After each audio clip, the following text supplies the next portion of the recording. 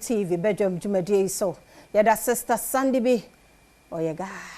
yada na se ahosepe a de bread yadu so na efiada Kelmed Pharmaceuticals Limited for abanti no wodo ya wo adwama so no won ne edi ho enkomo na de beka bia no wotomusini wo ho no akopesa aduro no bi na ne onso ode akoni paduam na boa ama ho dene aba BC 56 ekuraduro nya ene ehun se ho ato nti mama BC wa ha obeka nnuro na omo ni nyina ho asem e de akere na de ehia no ene wafre won tam na wajibi ma BC am wakọ aba na bia bokọ de me adom bibia na me ase engine room ho bokọ ho yeku wadaroma yentie Kelmed Pharmaceuticals nnuro ahodo a mo me da ase ma me anope ye beda otredi amponyankopon ase na madam atiefo ne mahwefo ase nchi akese enkoma Kelmed Pharmaceuticals for media ne mama BC senia de bia me kanu no me free Kelmed Pharmaceuticals Limited ahye ye kra nnuro efi India manmu eba omanmu se ye kan nnuro so dia ennuro papa FDA agiatum enti mesre mo na mo de maso afem patcho fa wo tro dua natural number si mebobo so ama 059-855-3075 ana twagu ewo afidie nase enti fabi na ohia bi a wafre ye nnuro no ebi na si hoi ye wo BC 56 cream eye ekuro eduro ene ye wo Molly's baby massage oil for enkwala ye de wasa womo ena Iola's grape water for enkwala ena pie leaf ointment ne tablet na ne ye begina so ewo pie leaf ointment ena BC 56 cream eye ekuro eduro de bia meka se oman be mu be ye de anase ye benya yasundua ne yapomudin ho nsem ekoyiye emre kakra betwa mu yare kodi ewo bi efi amanso ebeto ye wahana ye ho dere ye but Awurade adom ye penisi bre ema bibia to odin enti se wapomudin ho nsem eya na maame chese bibia ye fine enti BC 56 cream na American eno na eda eyini so a ye de ahaban mono etwa yini ho fefefe no yendro no wei amohu wa ha eyen haban ma ene ye de side effect bie ni BC 56 cream no eye ekuraduro emfa ho ene emfie dodo a ekuro no edi ekuro ha dwen ekuro kum edi entina meka se ekuro kum se ekuro beto ni padua na kwa baabi na wampe ho asem anka ebe yi wa fiate asefo asase so ekuro nya beto wo nan a abusua hu amane emma hu amane adofo ahu amane ena woni pa na ekuro no so ada woni padua kwa na se ni kuro no etete wo no wo so hu amane na wo na obehu amane ne kese enti se wo tie mi a entwentwen so ekuro etimi ma nipa nya depression nipa timi ye moody depression so de se ye ka eyensem pi ekuro timi ma sebe odofo bi ohu na chese ohia okra na ase wonhu enye ono adwendwen atete a wokom nyama hihye ntoma mu me se na no me wo ma hye ye ho no mo de bia me ka chem se me adwuma bo ayare sabia nyama eba crisis a eba ye hu no maame hu a utimi hu se nipa ne nam ho fefefe nso obre nice lady hu se wabetwam akọ doctor ho sima na doctor ma obi de ne bre me maame madam aden osi was just eno an so hwe manim se na asam wo ho afi o ma na stretch maiwa de yi a ye de kata o na sei stretch yi so a madam wose maame emfie bebre ni ako me say ye aha ye wo last stop me ne kasa that time no na depression na make no eya setting in ote ho no timi hu say adwene ni bebia ye wo ne kora ena nyame adom enne obo ni nsem esere e de anunyama nyankopon esian BC 56 na wanyanti se kuronya beto wo nan no baabi anase ni padua na kwa baabi na wampe ho asem anka ye betwa afiri ho ekuro no me se enhwe mfie dodo a edi se ade na hyew bibi atwa wo ye diabetic ene ehwa bom pumpunda na dani ekuro maame entwentwen so adanse a eba no echenkure adurei ewo hospital nketua ni nyinaa mu ewo akese no so nyinaa mu samekasa akese an me che referral point ewo babia pharmacy biara bowura ho wo se me pe BC 56 cream eduro no na tobi any side effect bia haba ma na ye de aye eye ameka eka se ede na masa BC edanso bebre ewo krom enu bebre a ye kuro eduro ewo kuro na BC de edanso se BC udi tu kuro so a sebe emfa ho ne se ne ekuro na aye ebetwetwe nsuo na efrim wedie na sebe asai no ebe yiyi ni nyina efiro na fe asen ama wedie foforo makwa ama wedie foforo aba na akata atwetwe wedie no akata eni afa wi a enya wetwa enti Kelmed se oye promo ewo BC 56 ne kona kotobi ni enche ubi emre na ye de kwa wie ya ne sa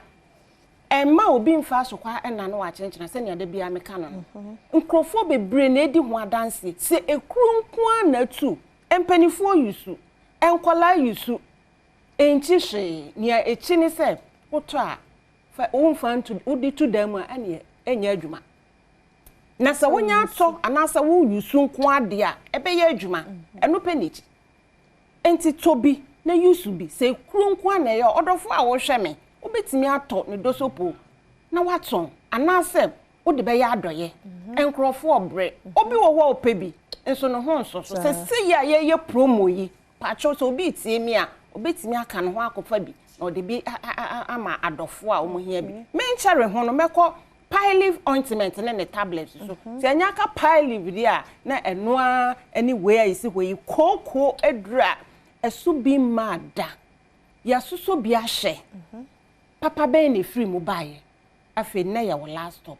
watinka koto pile ointment ne tablet eye internal ne external ho adwuma same ka se internal ne external de na me pa akire eye wumu na afi ne apie wa bonten na ase doso na afiri ho no nti kope pile ointment sa kokonkwa ne ha wadwen onu adofo a wo hwe me sambe emma obi nya wusi one time emma obi mfa bibi ena dawo nti mesrew kope pile ointment ne tablet sa pass enya besi wo so anase pe akonwa etna wo so a yini free ho twene nto ase akonwa efiri ho de na wo de betwe eno ane pile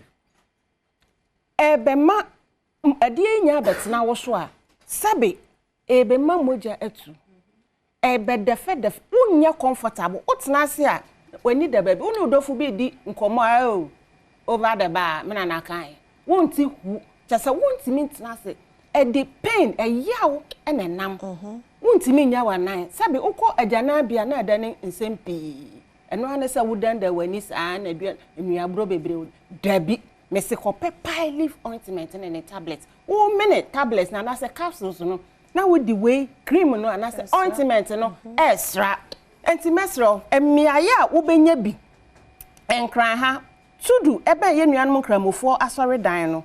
wo benya bi wo ho adabraka opposite Malcolm na plaza okanshi Elohim Adepa house ena ashaman opposite Menya Krobo Rural Bank Madina opposite Malcolm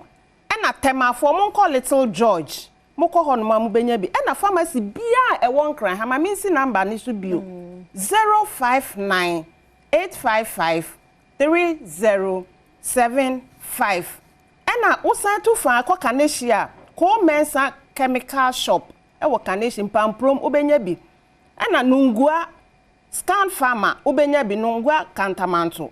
ena Grace chemical shop ewo nungua Nautical Road obenya bi Sehi Escora pharmacy obenya bi wo hono ena Kumase Amen pharmacy ewo Offenso ubenya bi ena wutufa eko nkwanta that is Oti region Moslin pharmacy ubenya bi wo hono Makati pharmacy ewo government hospital ewo Makati anase Akawe hospital ubenya bi wo hono ena baby bia pharmacy bia ukọ odan ye wo hono na naturumasi chemical shop Dixon Chum Chemical Shop. Pharmacy bi amesi ba bia yaje wafa ye wo north ye wo ba bia ewrade nka ye ho ma me mesro a school for omo kwotro nyame adom a adwada yi wasifo no me stress ewrade enka omo ho me ba Lillian eka ho ewrade nka omo ho me de ye point of contact ewrade mfa no so enchi omo nyinara na omo passe e wo Yesu dim amen nyame ayewie ye da senti mama BC na ye te no enka no nti no mesro edro no frɛ number sem wo screen na say de kire wadwo frɛ won a on beje wo so pa shano so se ye wie ne sa no na mame fa birthday no emfamu ansa na ye ba mato aso ho e de ama ne birthday for na no so Kelvin enya dodo kitwa ya no de ba nti happy birthday enko Emma Johnson Owusu happy birthday enko Ma Johnson ana Jackson Owusu erade onsraw onye okese biso be kese pa o ma osumfra dumu enko adumu eye Jackson Owusu erade onsraw onye okese pa na Shannon son so ebiemu efamaye se Spanish garlic mixture and then the capsules and so we drama so trumi kana kopa odi esisi say hypertension arthritis and how will be a one chromo pa no wonya Spanish garlic mixture and capsules a ebeboa wo ye pa na krankro nyarwa hudo bia betumi aboa Spanish jingo capsules and also eboa ma moja no eflow ye wadwen no emu na amma retentive memory madwen ye sharp pa asai anti-aging to wonya Spanish jingo capsules and also eboa Badwam Pharmacy ne heba shops bia mu